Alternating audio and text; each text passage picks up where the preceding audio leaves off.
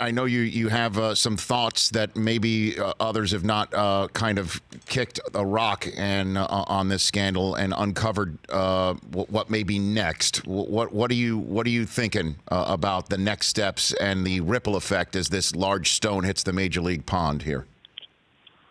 Well, the Astros fired A.J. Hinch and Jeff Luhnow. Now, the Red Sox have a new general manager, so the previous regime, at least in that position, not at issue. It doesn't follow that, let's assume Cora, and this is widely assumed, this isn't just me, it's widely assumed that he's going to get a year, maybe more, but at least let's say a year. The Astros fired Hinch. The Red Sox don't have to fire Cora. They could do the same thing the Saints did with Sean Payton. Hey, here's a really good coach. He's suspended for a year. We'll tread water. We want him back. So let's say that happens with the Red Sox. You can take somebody from the present staff, or maybe this is a situation where you say, if he gets a year, or even more so if he gets two, maybe this is where you say, this is a perfect situation for Buck Showalter. Here's a guy in his mid-60s, one more go-around. We got a team that's a contender, obviously, or capable of contending. Let's plug him in there. As soon as the decision comes down with the Red Sox, there's going to be some speculation in that respect. The biggest winner in the offseason here is the Yankees.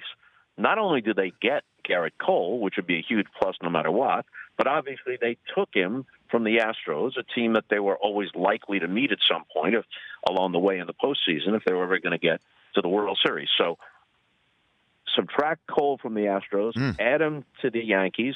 Now the Astros lose their terrific manager and their genius general manager, and the Red Sox, who already had issues, Mookie Betts' contract coming up, do they trade David Price coming off a terrible season last year? Now it's pretty certain that they're going to be without Alex Cora for a while. Who benefits the most from this, at least competitively? I would say it's the Yankees who do. And then the next question is this. A lot of people were asking, since the players initiated this, by all accounts, and by what's in the report, the players initiated this in Houston, why were no players sanctioned? Manfred said, because, in effect, the adults in the room are the managers, the coaches, the front office. We hold them responsible for the culture. Plus, since almost every player, those who benefited and those who simply knew about it, almost every player in the clubhouse knew about it. How do you begin to sort all that out? If you begin to pull on that thread, the whole garment unravels. We're not going to sanction any players, which apparently includes Carlos Beltran, who was in his last year as a player in 2017 and had a very high baseball IQ and was definitely part of the system for the Astros in 2017, now the manager of the Mets. Okay, remember how during the steroid era, the position for the longest time of the Players Association was they were going to resist any kind of testing, any kind of meaningful punishments. And then eventually the players as a group said, hold on, we have an interest in this. The players who are playing clean are victimized by this, or some of them feel pressured into using PEDs just to keep up. So this situation isn't just a question of protecting the guilty. You're victimizing the innocent. The same thing is true, maybe in a less obvious way, but it's true when you're talking about this kind of cheating.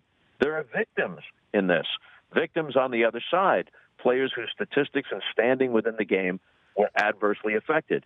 So now, with an upcoming negotiation about to take place between management and the Players Association, I think a very good case could be made that we need to put specific penalties in place for players who take part in illegal cheating. Not gamesmanship, but real cheating. We have to put it in place, and the way we're pitching this to Tony Clark and the Players Association is to say, if we assume that most of your players don't cheat and don't want others to cheat against them, then this is in our mutual interest to hammer out a fair and reasonable system that says, look, here are the penalties beforehand. The commissioner's not making it up on the fly. This is what will happen to you. And if all that is in place, you ought to have enough of a deterrent to everybody, players, coaches, managers, front office people, everybody in the game, to eliminate or substantially reduced it. For more of The Rich Eisen Show, tune to Audience Channel 239 on DirecTV for free on BR Live or download The Rich Eisen Show app.